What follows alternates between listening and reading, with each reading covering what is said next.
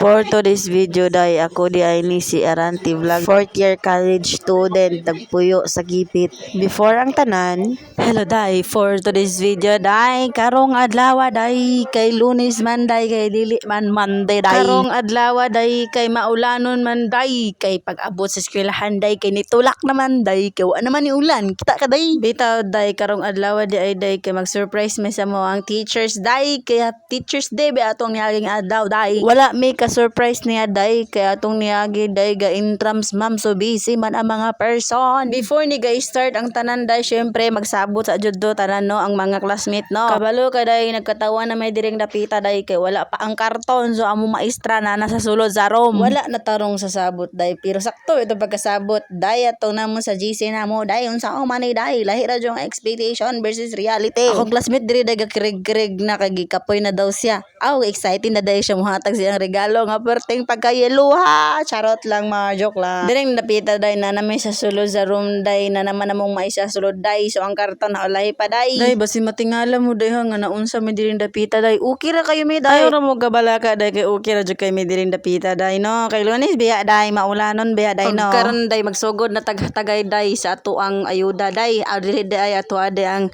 gift sa ato ang maestra day. Basi matingala pud mo day nganong yellow ni tanan day. Syempre day favorite ni sa mo ang anday maestra day nga color day. Wa jud mi ganam sa mong expectation diri day, kay grabe jud kalipay si ma'am day no, kay naghatag mi og regalo no. Og mao di ay ni reaction sa mong maestra nga pinakagwapa sa BSBA. To the ones who teach, we owe our dreams.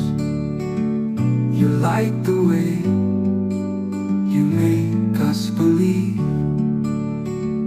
Through every lesson, you build the future bright. In your hands the world finds its guiding light.